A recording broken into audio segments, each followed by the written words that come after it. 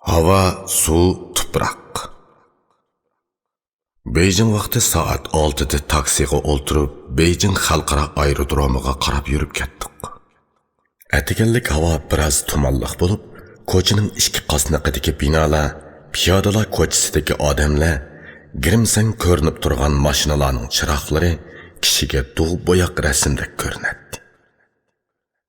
Menda yangi safarga chiqishning qizg'inligi bilan tashvishi orlashib ketgan edi. Shu topda qalbimmo bir tumanliq dunyo edi. Qalbimdagi tuman sirtqa eqib chiqdimi yoki sahardagi poytaxt tumanlari qalbimga eqib kirdimi, buni bilgilab bo'lmaydi. Shahardan yiroqlashgan sari o'tmishim tuman ichiga g'arq bo'lib, as xiyollarim suvga tushib ketgan putuklardek g'uvalishib ketdi. Birdilla o'zimni tumanliq dunyoning abadiylik bandasidek his qilib ketdim. Aerodromga yetib bordik. Yük taqlarimizni taroziga soldik. Yükimiz belgilangan o'lchamdan 19 kilogramm ortiq keldi. Agar har kilogrammiga 80 yuandan pul to'lashga to'g'ri kelsa, 1500 yuandan ortiq pul topshirishga to'g'ri keladi. Buni o'ylab jiddiylashdim. Ayol ikkimiz tamojna xodimlariga o'qig'ili ketayotgan o'qig'ichi ekanligimizni, chamadondagi narsalarning arzon kiyim-kechak va kitoblardan iborat ekanligini, shunga e'tibor qilishi kerakligini takror tushundirdik. Lekin tamojna xodimlarining chiroyida esdashlik alomatlar ko'rinmaydi. Bir turib chamadondagi kitoblarni chiqarib axlat sanduqiga tashlab etkim keldi. Chunki shu kitob degan narsaning eg'irchiligini izchil tatib kelgan edim. Yana bir turib o'zimni besavog'im keldi. Har ikki xil ahvolda ziyon tortishim aniq edi. U kitoblarni pulga kelgan. Uning ustiga bu kitoblar ma'lum ilmiy qimmatga ega narsalar edi. Kitoblarni tashlab etishim ma'lum darajada qaydash ma'nosiga ega bo'lib qoladi. Men qaydasam bo'lmaydi. Chunki bu qaydash yarashadigan muhit emas edi. Bu muhitda insonning shaxsiyatining qanchalik qimmati bo'lmoqchi edi. Oxir niyatimdan yaltaydim. Uni buni deb yurib, o'shiq yuk uchun 1200 yuan pul to'ladik. Uzundan beri tuzuk kitob o'qish fursati bo'lmay kelgan edi. Adnosi pasport uchun yo'llangan bir yil ichida biror parcha kitobni tugatib o'qib boqqan emasman. U chaqlarda chechilangu ham terikkak bo'lib ketgan edim. İnsani qadriyatim, huquqim va mavjudiyatim to'g'risidagi andishilik o'ylar ichimni odatdi. Uyqum qochadi, ishtahoyim tutiladi.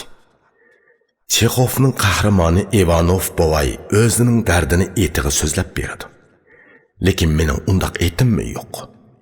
Iching so'zligidek narsalar bilan to'shib ketgan chaqlarda kitob o'qig'idek ra'ying bo'lmaydi. Bu qitim Yaponiyada aramxuda kitob o'qib olaman deb 10-20 parcha kitob elib olgan edim. Bu kitob tamojnaga kelganda meni chayondek chiqib oldi. Hozirga qadar kitob o'qiganning dardini totdimki, foydasini ko'rmadim. Kitob o'qib maqola yozdim. Erishgan qalam haqqim uning chiqimini bo'ylayolmadi. Kitob o'qib uni buni yezib, oz to'la shuhratga erishdim. Lekin hasadlik ko'zlarga va g'arazlik so'zlarga qadamda bir yo'liqdim. Kitob o'qiyman deb kitob setib oldim. Shuning bilan ayolim va farzandlarimning xarajatini qisdim. Uyim kitob bilan to'shdi. Kallam tafakkur bilan. Lekin kitob qo'yg'idek uy, gapimni anglug'idek ulpat yo'q. Men kitobni ko'tarib keldim. Shu taqlidda 40 yoshga kirdim. Kitobning meni ko'targanini tex ko'rmadim. Kitob o'qigan sari atrofingdagilarnikiga o'xshamaydigan o'y xiyollarni suradigan bo'lib qolasan. Shu tufayli kishilar seni tashlab etadi. Sen begonalarga aylanib ketasan. Bilmaganning dardi boshqa, bilganning dardi boshqa. Bilmasang dardning nimaligini bilmay, sezimchanlikqa to'van bir jonivordek xolos topsan. Bilsang o'zingga o'zing bayovonga aylanasan. Fikir qo'qoslari seni aram topqizmaydi. Charchaysan, qoqshaysan, botmaysan, patmaysan, yotmaysan, holingdan ketsan.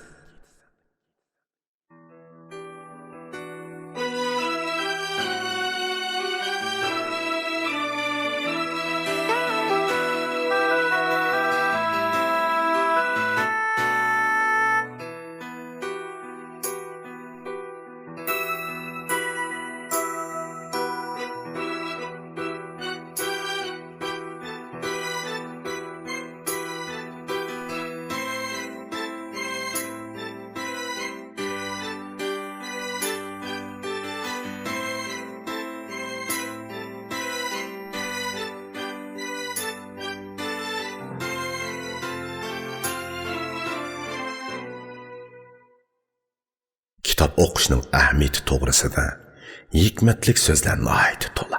Kitap o'qishning ahamiyatidan malla emas kitap o'qimaydiganlarni gumonlanmasi kerak. Ömür bo'yi tirishib o'rganmasa bo'lmaydigan bu zamonda kitap o'qish kishilik turmushning muhim bir tarkibiy qismiga aylanib ketgan. Shunga jamiyatshunoslar bu davrni bilim egiligi davri deb atashadi. Ammo bilim egiligi bizdagi huquq egiligining o'rnini ep bo'lmag'ashqa kitap o'qiganlarning obro'yi tepib ketishini tayin. Kitap o'qiganlarni lozim qiladigan ijtimoiy mexanizm borligi kammigacha o'qimishliqlar jahonsozlarning oldida ortiqcha odamga aylanib qoladi. Men shuni bilib turib, yana kitob setib olaman. Yana kitob o'qiyman. Bilishdan kelgan dard bag'rimni ziydi qilsa-mu, ana shu ziydi ilkida insonga xos mavjudligimni topa olayman. Tamojnidagi turli rasmiyatlar va tekshirishlar oxirlashib aeroplanga chiqdik. Chiqqanimiz Pokistonning aeroplani edi. Aeroplan kutkichilarining ichida qizlarmi, o'tir yoshlardagi ayollarmi, erlarmi bor ekan. Ba'zi erlar hatto 40-50 yoshlar chomisida ekan. Men askardan qaytgan erlarning aeroplan mulozimatchiligini qilish kerak deb qiyos qildim. Mulozim ayollar Pokistonning milliy kiyimlarini kiyishgan bo'lib, ba'zilari horg'in, ba'zilari salqin ko'rinadi. Ular bizdek yo'lovchilarni ko'p ko'gashga, ham bu havo yo'llarida ko'p mang'ashqa, atrofidagi odamlarga bir xil ishtiyoqining turtkisida mulozimat qilmasdan, balki majburiyatning turtkisida mulozimat qilish kerak. Nimala degan bilan Pokistonning milliy mulozimatlari mening ko'zimga xeyli issiq ko'rindi. Bundaq siyohdagi Pokiston ayollarini Merosxo'r degan televiziya filmida ko'rgan edim. Uyg'ur jamiyati Pokiston filmlariga herisman bo'lg'ashqa, Pokiston turmushidagi obrazlar ko'zimga singib ketgan bo'lsa kerak.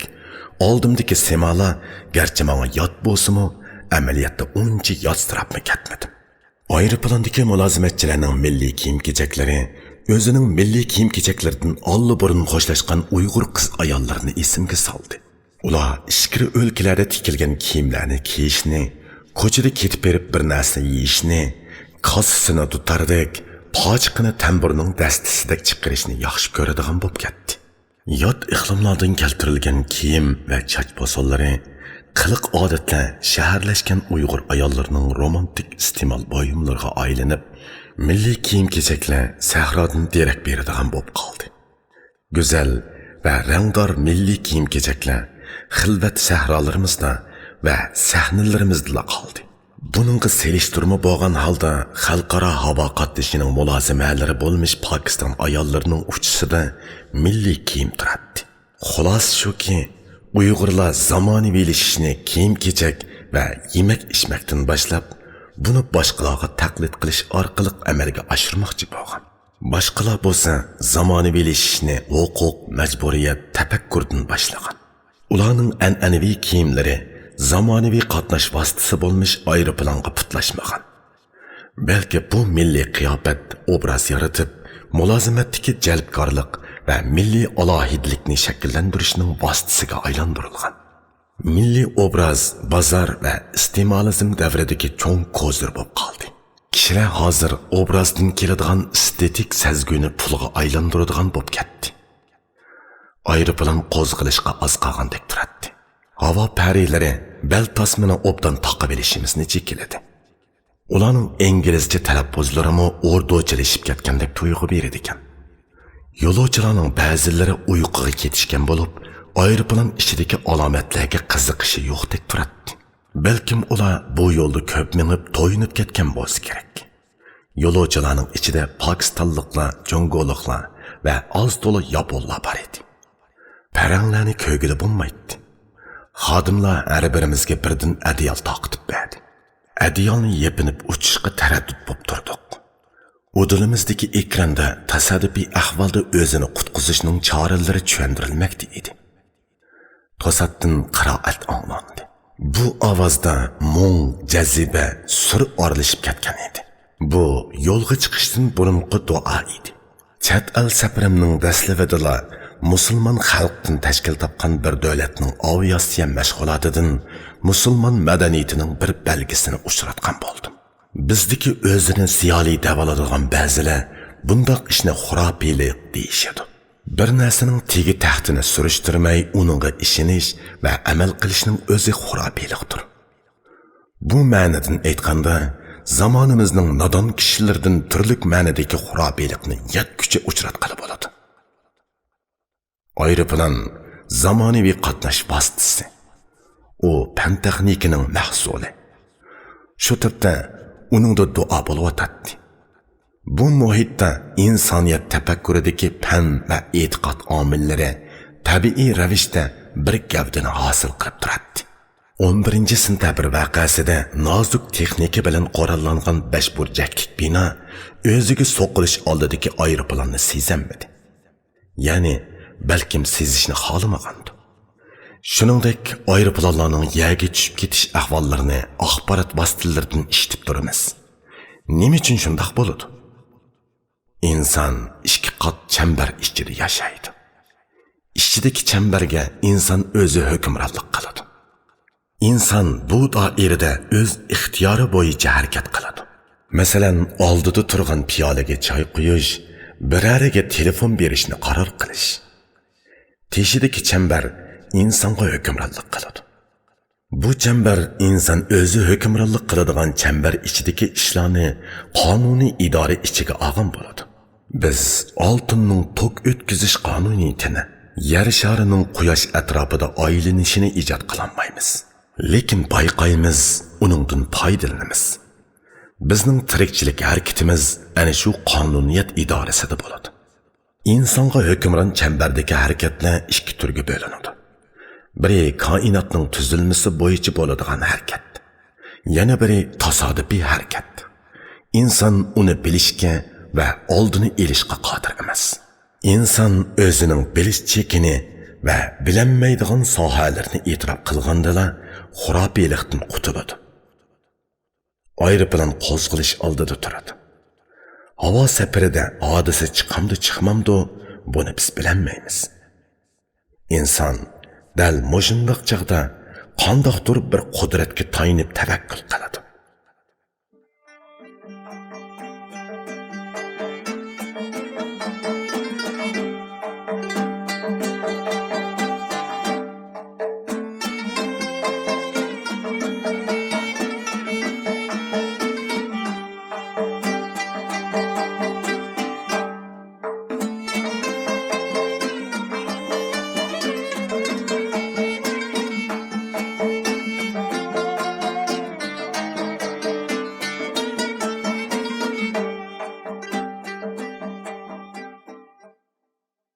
Aeroplan oxiri qo'zg'aldi. Yer pasti qoldi.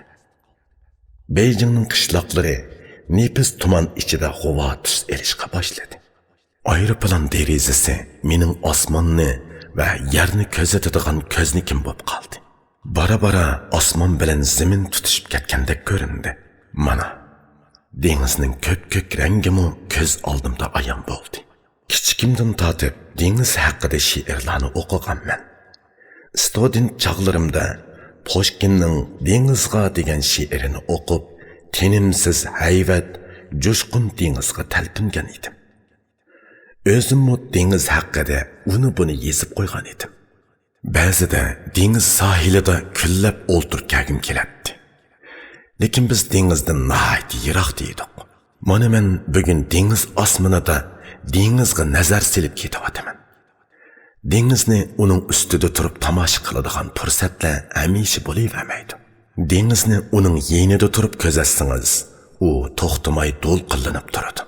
Bu to'lqinlar xulq nazokatga nihoyat boy bo'lib, har bir to'lqin avvalgi qazoga o'xshamaydi. Inchik sapsasangiz shovqinlardimi farq bor. Lekin dengizni egizda turib ko'zatsangiz, uning poyoni texmi kengayib, sizga o'zining ulug'vor jimjitligini namoyon qiladi ekan. Men eg'ir besiq yotgan dengizga qarab turib, o'zidagi jiddiy hayotlik ko'rishini faqat dengizli jimjitlikqa aylantira oladi ekan dedim ichimda. Va darhol eg'ir besiq, tamkin odamlarni esimga oldim. Pat-pat orallar ko'zimga chiliqib qoladi. Orollarning ba'zisi suvni aylanib yotgan dinozavrdak, ba'zisi cho'ktirilgan to'gidek ko'rinadi. Rangi misrangi deydi. Manzara bilan bog'langan turmush xiyollari bilan bo'lib ketib, vaqtning o'tganini sezmay qoldim. Tokio vaqti soat 1:20 da Narita xalqaro aerodromiga omon eson qo'ndik. Aerodrom zallari pokiz ham ozod edi. Shundoq qilib men 6 yil haraj tortib erishgan yot bir muhitning faoliyatchisiga aylandim. O'zimning chet el muhitida ekanligiga ishongim yo'q edi. Bundaq tuyg'u 21-asrdagi bir ziyoliga mos kelmagandek qilg'ini bilan amaliyot shundoq edi. Chet el Taklamakon vodisidagi o'zini ziyoli hisoblaydigan sanoqsiz kishilarimiz uchun hozirmi cho'chaklardagi sirliq iqlimdek bilinadi. Ular o'zining yurtlariga aylanib berib qolgan chet elliklarni ko'za, ularga qiziqsinib qaraydi. Chet elga chiqib kelgan qarindoshlarining usti-boshlariga havaslanadi. Men texi topini bo'shkiga bog'langan ashundoq kishilarning orasidagi talaylik biri. Shunga topinim chet el zeminiga tasdiyaladi. 20-asr Uyg'ur uyg'onish harakatining sarkardalarining biri Abduqodir Damulla yurtingdala turib verishing ochiq ojizlikdir. Bosh elib chiqib ket. Suv ko'lda uzun turganlikdan sesib ketadi degan ekan. Chiqib ketishdagi maqsad qaytib kelish, hargizmi yurtni uzil-kesil tashlab etish emas. Abduqodir Damulla, Mamtila apandi, Abduxoliq Uyg'ur, Nazar Xo'ja Abdusamatov, Qutluq Shavqilarning hammasi shunday qilgan.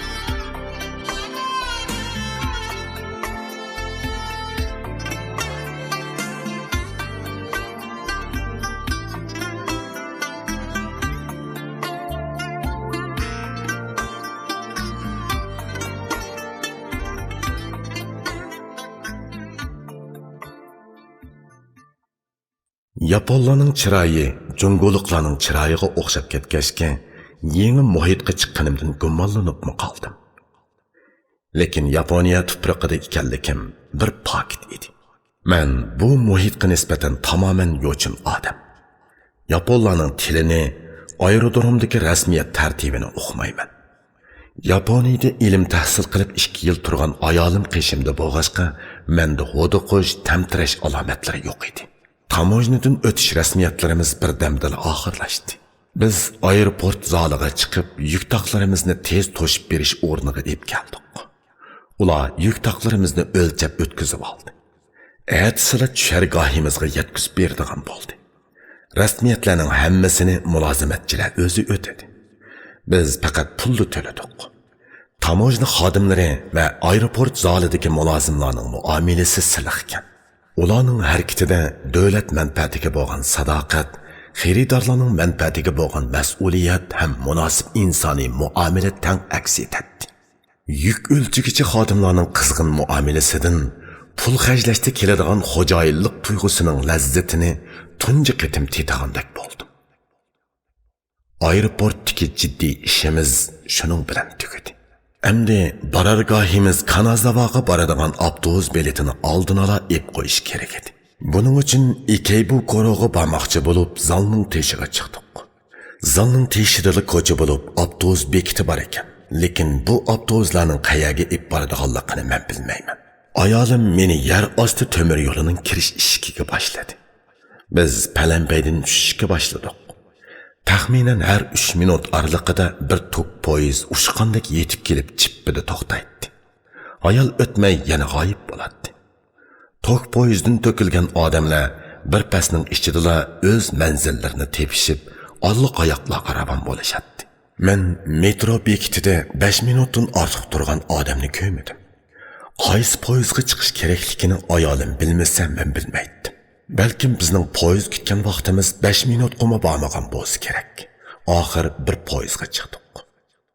Poyiz yana bir bekatga qarab cho'ng'idi. Men atrofimdagi yo'lovchilarga qarashga boshladim. Ularning hammasi jiddiy chiroy edi. Men ularga qaraydim. Lekin ular menga qaramaydi. Ozroq vaqt o'tgandan keyin shuni sezdimki, yaponlar hargizmi boshqa odamlarga tikilib qaramaydi ekan. Ularni boshqalarga cho'rtli qaramaydi desak mubolag'a bo'lib ketadi. Ehtimol ular chandurmay qarasa kerak. Ular hargizmi bir-biriga daxli taruz qilmaydi ekan. O'tishganda bir-biriga surkilib o'tmaydi ekan. Bir-biriga chaplashib turmaydi ekan. Bir-biriga qaramagandek turg'ini bilan birov yenidan o'tganda apchillik bilan yo'l beradi ekan. Mayli ruhiy jihatdan bo'lamdi, mayli bo'shliq jihatdan bo'lamdi, odam bilan odam o'ttirisida ma'lum oraliq bo'lishi kerak. Shu oraliq hurmat qilinganda ondan bir insonning shaxsiyati qo'dalgan bo'ladi. İnsan bir-biri bilan munosabat qilishga amroq ijtimoiy maxluq bo'lgani bilan xoslikqa va mustaqillikqa bakrak muhtoj. Xoslikqa hujumga uchragan inson kishilardan hazar aylaydigan va o'zini qochiradigan bo'ladi. Shu topda Urumchi ko'chalaridagi odam bilan liq to'lgan avtobuslarni esimga olmay turamadim. Avtobus bekatga kelib to'xtaydi. Bir bo'lsa bekat taxtasining udulig'i kelib to'xtaydi. Bir bo'lsa bekatga yetib kelmayli to'xtaydi. Taqti taq bo'lib ketgan kishilar avtobus qayerda to'xtasa shu yerga yuguradi. Shofir va biletchilar yo'lovchilarning bu holatidan ruhiy g'oliblik his qilamdikin tong buni belgilab bo'lmaydi. Ish qilib ularning o'zlariga bo'lgan qulayliklik birinchi o'rinda, yo'lovchilar ikkinchi o'rinda edi. Avtobusda normadan ko'p odamning borlig'ida allaqachon gap yo'q. Biror bo'shliqqa qarab ishkirlash mumkin emas. Shundaqdimi biletchi xodimlar yo'lovchilarni ishchiga minglar deb chaqirib turadi. Puttirab turg'idek o'rinning yo'qligi aniq. Lekin ular yo'lovchilarning beparvoligini ayblashadi. Yo'lovchilarmi buningga ko'nik. Qistilishib ketgan yo'lovchilar bir-birining putini dassaydi, bir-birini turtishadi, bir-biriga moy tortishadi. Hatto bir-biri bilan tillashadi. Ularning bir-biriga yo'l qo'yishini aslo tasavvur qilib bo'lmaydi. O'zimni aytsam, avtobusda boshqalarning badani menga tegib tursa ichim siqiladi. Lekin bundoq ahvoldan qutulolmayman. Uning ustiga kishilar bakmi yepishqoq. Sen biridan qochib yiroqqa kelsang, umi surilib sen bilan birga keladi. Bizning avtobuslarda va rastalarda odamlar bir-biriga xiris bo'lib ko'rinadi. Bir-biriga bo'lgan top-tana va olishlarni pat-pat uchirtib turg'ili bo'ladi. Avtobus devorlariga xalq soqchisining yonchiqchilardan hazar aylash haqidagi ogohlantirish nomalari, börak ojizligini davolaydigan dorilarning e'lonlari choplangan bo'ladi. Chaqirg'u, yonfon ovozlari quloqqa kirib turadi. Qo'ltiq so'mkisi ko'tarib elishgan lavballar kerilgan holda yonfonda so'zlashadi. Ba'zi yoshlar avtobusda muhabbatlashib mangadi, sig'iz jaynaydi, gazdir chaqadi, ba'zilar tamak chekishga ulguradi. Bu chaqda madaniyatlik shahar puhrolaridan bo'layli degan plakatlarga qarab kulgim keladi. Hey, qadamiy axloq davlatining puhrolari, qani sizlarning izzat tuyg'unglar. Kun hazratning o'zingni bil, adabga qoid degan so'zi nagi ketdi deb tovlug'in keladi. Tok poyiz g'uyildab ketib boradi. U ba'zida yer ostiga kirib ketadi. Ba'zida jiro orasida mang'atdi. Ba'zida ochiqchilikqa chiqadi. Qayoqqa qarasang yeshillik orasidagi binolar. Temir yo'llar har qaysi rayonlarning yer shaklini o'zgartmayli ep ketaverilgan. Tuzlab tindiradigan ishlar bo'lmag'ashqamikin, yo'l yoqasidagi yeshil to'baliklar, chatqallar shu beti turadi. Metro, yer usti temir yo'li, avtobus yo'llari kiralishib murakkab bir to'rni hosil qilgan bo'lib, mendek yangi kelgan odamning kallasi erishib ketadi. Atrofdagi muhit va kishilar men uchun tamoman yep-yangi dunyo edi. Men kishilarning taqdir-turqi, qiliq harakatlardan dahi millatining zamonaviy muhitdagi xulqini izlashga tirishatdim. Poyezdda mayli o'ltirganlarning bo'lsin, mayli o'ri turganlarning bo'lsin, qo'lida kitob, gazet, jurnal bor edi. Ba'zilar o'ltirgan yerida uxlab qolgan edi. Telefon bergan yoki telefon qabul qilganlarni zodila uchratmadim. Yonfon shuncha umumlashgan bu sanoat elida kishilar telefon haqida birdek jamoat axloqini yitildirgan bo'lsa kerak. Bizda yonfon o'zimizning madaniyatlik iste'molchi ekanligimizni ko'z-ko'z qiladigan ko'sir. Kishilar yonfonda so'zlashayotganda ko'zining qiri bilan atrofidagilarga qarab qo'yadi yoki texmi g'odiy bo'ladi. Ular atrofidagilarning o'ziga havaslanib qarab turishini orzu qiladi. Agar bundoq manzarani uchirtanmasa, hapsilisi uchidi. Yaponlar bir-biri bilan paranglashmaydi. Men Tokyodagi 1 soatlik bu tunji poyezd safarimda unlik parang selishgan odamlarni ko'rdim. Poyezdda ketib etib material ko'rish tabiiy bir odatdek qiladi. Kitoblar asosan degidek yonchiq kitobi bo'lib, varaqlar tez sizma ko'rinishlari yoki sedam sizmalar bilan to'lgan. Ozg'in yeriga xatlab esilgan. Birer 2 soatlik musofada bunday kitobdan birini bemalol o'qib tugatgan bo'ladi. Mayli poyezdning sur'ati, mayli kishilarning qiyofatidan bo'lsin, vaqtning qisliqidan derak beradigan alomatlarni ko'rgili bo'ladi.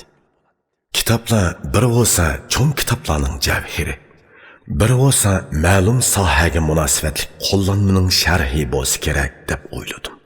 Amaliy ishlatilish unimiga ega narsalarni o'qish aqliy millat kitobxonlarining birinchi tanlashi bo'lishi mumkin edi.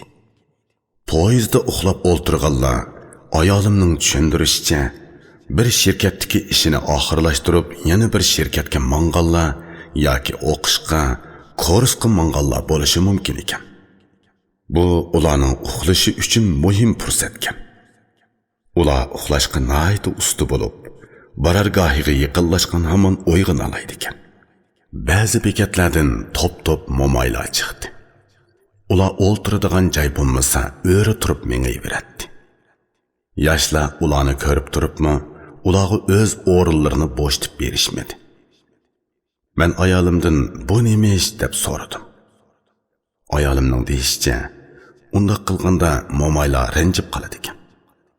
Ularga o'rin berganlik, ularni kamsitganlik bo'ladi ekan. Men bu gapni anglab hayron bo'ldim. Qiyirliqdagi ojizlik tanda ham xarakterda tang mavjud bo'ladi. Lekin bu momaylar qiyirliqdagi ojizlikni g'urur va xarakter ustunligi bilan zinnatlagandek qiladi.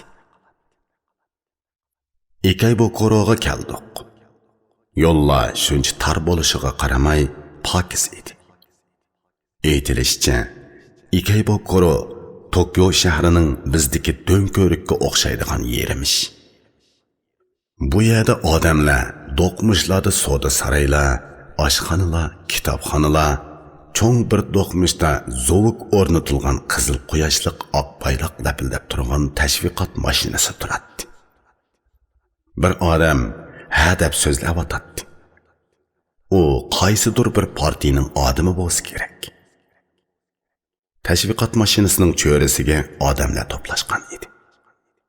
Ayolimdan so'rasam, Yaponiyadagi saylan faoliyatlari ana shundoq bo'ladi ekan. Har xil partiyaning vakillari hokimiyat beshidagi partiya vakillarining savalliklarini ko'zitib, o'zlari saylanib qolsa, xalqqa nima ishlarni qilib beradiganligini bayon qiladi ekan. Rasmiy saylam ep berilganda xalq anglaganlarga asosan o'zlari ishongan yoki umid bog'lagan ma'lum bir partiyaning vakiliga ovoz qo'shib bilet tashlaydi ekan. Ikeibokurodagi bir qatnash punktiga kelib, Kanazawaga boradigan kashlik avtobus bileti olmoqchi bo'ldik. Ikeibokurodan mangadigan avtobusning bileti setilib bo'pti. Shuning bilan Shinjukudan mangadigan avtobusning biletini oldik. Yangi g'ol qimmatrak bo'lg'achqa pulni tejaymiz deb avtobusda minishni qaror qildik. Deng Xiaoping haqidagi bir hujjatli filmda yo'ldosh Deng Xiaoping yangi g'ol liniyada o'ltirib, tezkan, haqiqatan tezkan, jongo'liqlarmi moshindaq poyezdda o'ltirishi kerak degan edi. Lekin men Yaponiyaning o'zidimi Ying'ol liniyada o'ltiranmaydigan bo'ldim. Aslida Tokioda bir qancha kun turg'im bor edi. Lekin bir kunlik yotoq eng arzon deganda er-xotin ikkimizga 10 ming yinga. Ya'ni taxminan Jongodagi bir oylik maoshimizga to'xtaydi ekan. Yeğinimizde onunga yetkidek pulumuz bo'lsa-mu, Urumchidagi holimizni o'ylab uningdan voz kechdim. Qo'saq eshib ketgan edi. Biz kichik bir do'konga kirib, birdan bolka setib oldik. Uni bir istakandan meyve suyi bilan yedik. Bu menga bir narsa yeganga hisob bo'lib ketmadi. Shundaqdimi bo'ldi qildim. Chunki men bugundan boshlab oz ham oddiy-soddiy yeyishga odatlanishim kerak edi. Do'kondan chiqib bir kitobxonaga kirdik. Kitobxona koridor simon tor ham kichik bo'lib, 2 qavatlik edi. Birinchi qavatda yaponcha kitoblar bor ekan. Ikkinchi qavatda inglizcha kitoblar bor ekan. Bularning hammasi chet elda nashr qilingan kitoblar ekan. Kitoblarni ko'rib etib, George Sorosning Ochiq jamiyat nomli kitobini uchirtib qoldim. Bu Yahudi pullarining mazkur kitobining xanzochisini Urumchida o'qib chiqqan edim. Nelson Mandelaning Erkinlikning musofasi bak uzun degan kitobimi turadi. Bu kitobni setib olgim keldi-yu, bahosini ko'rib royimdan yondim. Mandela o'zi uzun deb sifatlagan erkinlikning manziliga ulashdi. U mening nazarimda o'zining g'oyasiga yetalagan siyosiyon edi. Bir bulungda dunyodagi millatlarni tanishtiradigan kitoblar turadi. Koreya, Ispaniya, Jongo, hatta Tibet, ya'ni Zangzula haqida ayrim kitoblar ko'zimga tashlanib turadi. Uyg'urlar haqida kitob bormikin deb xeyli istadim. Lekin topolmadim. O'zini o'zidan topolmaganlar o'zgidan topolmaydi. Shundaq bo'lg'achqa buni to'g'ri tushundim. Yerlik vaqt kech soat 11dan 40 minut o'tganda Kanazavaga mangadigan bo'ldik. Bilet elishda sal kechikib qolg'achqa shu vaqtning bileti qolgan ekan. Bumu bir hisobda bizga uyg'un edi. Shu vaqtgacha Tokioning ba'zi joylarini sayohat qilishga ulguradigan bo'ldik. Biz Ikebukoroning bir qancha magazinlarini araladik. Magazinlardagi narsa keraklar ozoda ko'rkam qilib tizilgan edi. Elektr uskunalari bakrak maylimni tortdi. U narsalar ixcham, qo'llanishchan ham chiroyli bo'lib, oldirish jamiyat fuqarolarining ehtiyojiga muvofiq keladi. Ilg'or uskunalar turining yangi bo'lishiga qaramay, odamning esiga kelmagan iste'mol ishtiyoqini qo'zg'aydi. Bu hol bozor aqidasidagi mutafakkurlarning yangi mol, yangi mahsulotlar xaridorlarda yangicha ehtiyojni tug'diradi degan gapini esimga soldi. Tovarlarning shakli, qachilanishi, markasi mumkin qadar san'at shaklini elib, xaridorlarga go'zal san'atdan keladigan badiiy zavqni ato qilishga tirishgan edi. Bozor xaridorlarni go'zallikni tovarlarga qo'shib iste'mol qilishga undayotgan bir reallikning signalini magazinlarni aralab yurib sezgandek bo'ldim. Men Markaziy Osiyoning ishki bo'stonligidan kelgan bir dehqon bolasi. Har qancha shaharda yashasam-mu, so'z harakatlarimdan dehqoncha puroq ketmaydi. Chunki mening xalqim katman ot, kala, eshak bilan egilik yurgizadi. Shaharlarimizda egiz bino, uchimizda latincha harf kashtalangan tovar kiyimlar, ko'chalarda rangli chiroqlar o'chib yinib turadi. Ammo bu hashamatning ichida qaynayotgani katman va kavobdan yangi. Beliq har qancha qonqisimu o'zi yashagan suvga qaytib tushadi. Timsohning suvdan ayrilishi vaqtliq. Sahilga chiqib olgan timsoh suvga yana qaytadi. Men har qancha kitob o'qisam-mu, yanada xalqim yashagan muhitning bandisi. Engim baribir shu chambarning ichida bo'ladi. Qo'sh har qancha egiz ussimi, uning yeydigan deniz zaminda bo'ladi. Shu topda yot zamonaviy shaharda turganim bilan Şinjan'da quyilib chiqqan engimning bechora Abdu Bashirisi o'zini oshkorlaydi. Bilet elish, usuliq elish ishlarimi avtomatlashgan bu shaharda ayolim yenimda bo'lmagan bo'lsa tamtirab qolakanman. Qurg'oq tuproqqa bo'linib yetilgan qadamiy, ammo dunyoga noma'lum bir millatning shoiri Tokioningovat rastillarida o'zining yegonaligini haqiqiy sezishga boshladi. Tez o'tib turayotgan tok poyezdlari, qadamidan kollasi tez mangadigan piyodalar meni boshqacha bir sur'at iqlimiga irg'itib tashlagandek bo'ldi.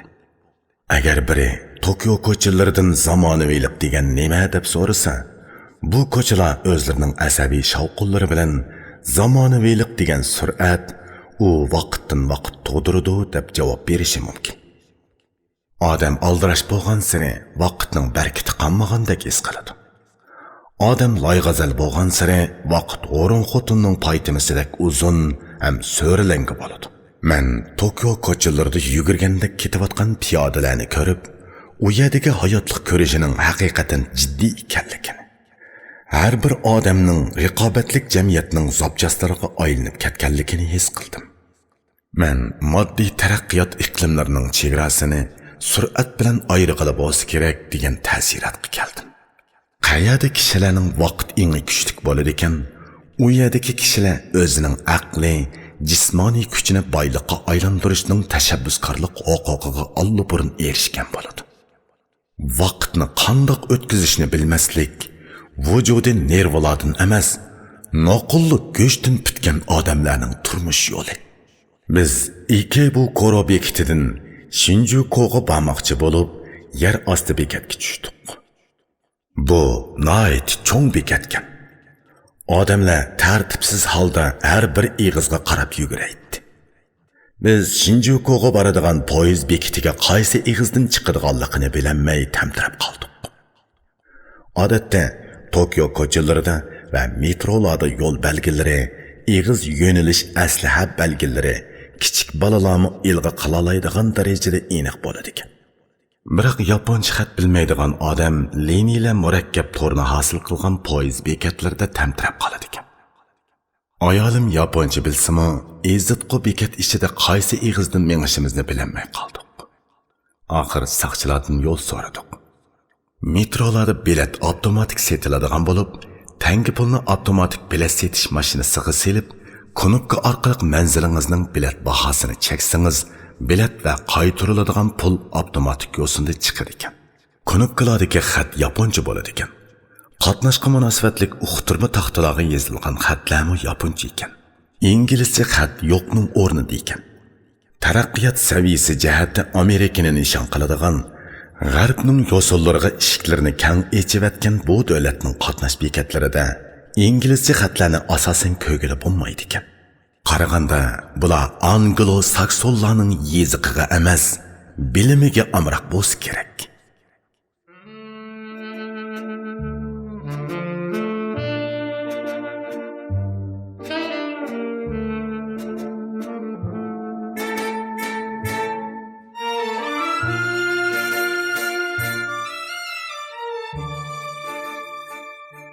Shinjukuga yetib bordik.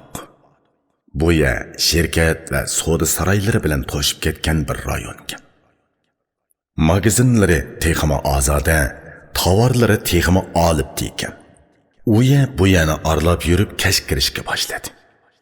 Binolarning gavdasidagi oliy yeshil davron chiroqlari Gogum qo'ynida o'zining hashamatlik julasini ko'rsatishga boshladi. Rastalarda oyog'i uzilmay mengayotgan mashinalarning chiroqlaridan yiqayotgan bir nur to'lqini hosil bo'lib, ko'zlarni ola chekman qiladi. Odamlar nalagidur oldirishadi. Bir pas yig'ib yo'qib ketgan yupqi yomg'irning ta'siridan havo biroz salqinlab qolgan edi. Erlarning ichida kostyum burligi kiyganlarmi, odatdagi rohat kiyim kiyganlarmi bor edi. Lekin rohat kiyim kiyganlar ko'p edi. Aytilishicha, bu yerda shirkat yoki hukumat xodimlari kostyum burligi kiyib yuradi ekan. Qizlarning kiyinishlariga qarab boqdim. Ko'chada ketayotgan qiz ayollarning shuncha ko'pligiga qaramay, ularning kiyim-kechaklari bir-biriga zinhor o'xshamaydi. Qizlarning gerimi sus bo'lib, kiyimlari yorqin rangda bo'lib ketmaydi ekan. Qur'oni ulg'aygan siri ayollar gerimga bakrak ahamiyat bersa kerak. O'tir yoshdan biroz to'van yoshdagi ayollar o'zlarini xeyli tujubila pardozlaydi ekan. Uningdan yuqori yoshdagilar texmi ochiq rangli kiyimlarni kiydi ekan. Ayollar kiyim orqali o'zining xarakterini va intilishlarni namoyon qilishni yaxshi ko'rgashga bir-birini do'rab kiyim kiyishdan xoli bo'lsa kerak. Ba'zi qizlar kiyim-kechaklarining ranglarini moslashtirishga uncha urinibmi ketmagan. Etak va pashlarning to'liq simmetrik bo'lishini, uzun qisqaligi, kang torliqining muvofiq bo'lishini o'ylashib ketmagandek turadi. Lekin bu hol, bu qiyofat ularga shuncha yarashqandek bilindi. Rangdimi bir xil yo'shirin qobiliyat bo'ladi. U boshqa ranglar bilan bir yerga kelganda hatto rassomlarni o'ylab yetilmagan go'zallik unumini paydo qila oladi. Lekin odamlar ranglarni sun'iy moslashtirishga, uningga biror ijtimoiy ma'no berishga uring'ashqa, rangning o'zidagi tabiiy tilni, rang bilan rang o'ttirisidagi yo'lni tushunmas bo'lib qolgan. Men kiyimni xarakteriga loyiqlashtirishga uringan yapon qizlarining abdiga qarab, eng yorishimli kiyim lota emas, xarakteri erkinligi degan xulosaga keldim. Ba'zi qizlar podsha ishtinining ustiga dokidek nepiz raxtini yo'pki kiyib olgan edi. Bunda qizlar ko'zimga pat-pat chiriqdi. Aytilishicha, bu hozir eqiyotgan modalarning biri ekan. Bu kiyim balaliq mezgilimdagi Uyg'ur qizlarining kiyinishini esimga soldi. U chaqlarda qizlar ishtonning ustiga ko'ylak kiyatdi. Uzun paypoq kiyish keyingi mezgillarda paydo bo'lgan bo'lib, ishton ustiga ko'ylak kiyganlar sahrolik deb sonliq qilinadigan bo'ldi. Yillarning o'tishi bilan tomoq, do'ppa, yaktak kiyganlar hech narsa uqmaydigan, galvon, panqush bo'lib ko'rinadigan bo'ldi. Mana hozir ishdan kiyib ko'ylak kiymaslik o'zini shaharlik hisoblaydigan qiz ayollarimizning iftixoriga aylandi. Samrib qo'sh ingak selib, sog'rilari do'lan qo'yining quyruqidek tiqilib ketgan semiz xotinlarmi ko'ngliksiz holda quyruqi yo'q mekiyondek yurishadigan bo'ldi. Mana bu o'z-o'zidan yuz o'ragan bir avlodning hech nimasini farq qilmagan holda yotlarning madaniyatiga dun tushishidir. Uyg'ur qizlari tashlayotgan kiyim fasoni Tokioning moda qizlarining uchisida turadi. Buningga bizning moda qizlarimiz qandoq nazar bilan qaraydi ekan?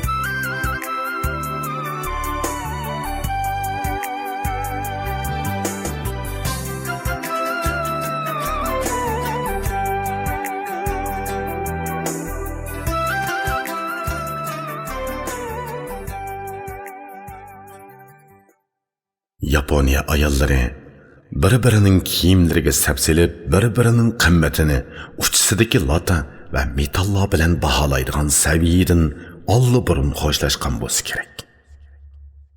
Ular kiyimni ko'z-ko'z qilish ravishida emas, balki insoniy huzur sifatida kiydigandek turadi. Kiyim ular uchun xarakterdagi ojizlikni bezaydigan alomat emas edi. Balki bir xil turmush san'ati edi. Binoda o'zining uyiga chiqib ketayotgan odam mengayotgan pashtoqni esidan chiqarib qo'ydi. Kiyim-kechakka ko'zi to'ygan odamlar uchun kiyim ana shunday narsa. Kiyim-kechak orqali o'zini hisobga o'tkazish amaliyotda nomrodlikning yana bir shakli bo'lib, kiyimga bo'lgan mastonilik insonning xarakteri va vujudidagi bebaho go'zallikni xarob qiladi. Bu xuddi ko'zini o'yib berish badaliga ko'zoynakka erishishga o'xshaydi. Kech kirgan siri qo'saq etishga boshladi. Biz halol narsa yegili bo'ladigan oshxona izlab ko'chalarni aralashga boshladik. Samoviy savdo saroylari va mehmon saroylarining chiroqlari, turli iqlimlardan kelgan odamlar va tovar markallari iste'mol herisligida yuqori o'rlayotgan jamiyatning sehrlik bir oqshimini yaratgan edi. Shinjukuning oshxonalar joylashgan bir ko'chasini aralabmi, musulmoncha yemeklik sotadigan bir do'kon topolmadik. Do'konlarning aynaklik derazasidan har xil qo'rimalar va sovuq yemekliklarning avrishkisini ko'rgili bo'ladi. Yapon oshpazlari g'izolarning ko'rinishchanligiga bakla ahamiyat beradiganidek turadi. Bir taxsi g'izo go'yo bir parcha manzara edi. Islom madorachilikni ko'tarmaydi. Bir musulmonda halol harom haqidagi ayirish keskin bo'lishi kerak. Nurg'un harom narsalar bor. Qaramoqqa so'zuk ham chiroyliq. Chiroyliq narsalar kishini erishishga undaydi.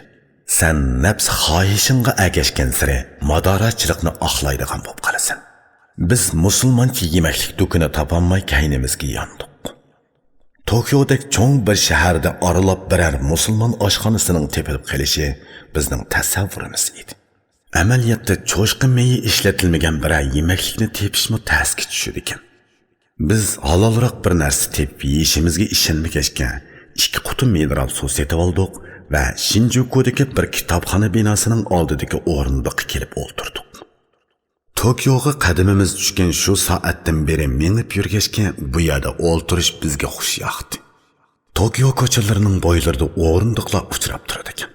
Biz o'ltirgan yer 5-6 temir yo'l liniyalari parallel holda tarilib ketgan bir jironing bo'yiga to'g'ri keladi. Yeli bu yo'lda, yeli o yo'lda poyezd menib turadi. Poyezd derazasidan ichidagi sanjoq odamlarni ko'gili bo'ladi. Taxminan har 2 minutda bir poyezd keladi. Uningga diqqat nazaringni seppo'g'icha ko'z oldingdan g'oyib bo'ladi. Nima uchundir qozoq yozuvchisi Muxtor Avizovning Abay yo'li romanidagi bir tasvir esimdan kechdi.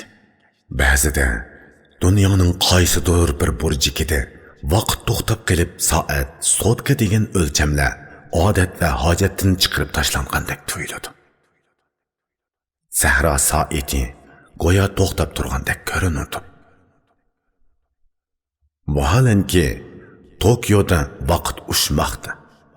Poyezdlar, aeroplanlar, mashinalar, ko'chadagi odamlar vaqtni qo'g'lab chapmoqda. Shu topning o'zida Qashqa, Xotan sahrolari, Qumul tog'larining qaysidir bir yerida vaqt toshqa aylanib ketgan. Bizning diyorimizda vaqt ko'ni kegizga, shivoq bosgan qabrlarga, taklimakondagi qoqshol to'g'roqlarga o'xshaydi. Kimdo biri vaqtni qo'ng'og'a bostirib o'ltirib mo'xir chekmoqda. Qaysidir bir haroqkash haroqni velosipedning qo'ng'irqiga quyayotganda vaqt shamolda qolgan to'zg'oqdek parishon bo'lib ketdi. Tarix bu yerda qimirlamay yotadi. Vaqt eng tez deganda eshakning tezligida metrlaydi. Shu tipda ayolim ikkimiz taklimakonning 2 tal qumi sipitida Yaponiyaning vaqt daryosida oqmoqdamiz. O'tib ketayotgan yangi g'ol liniyasining poyezdlarining shovqullari mening vaqt ufqimimni g'idiqlamoqda.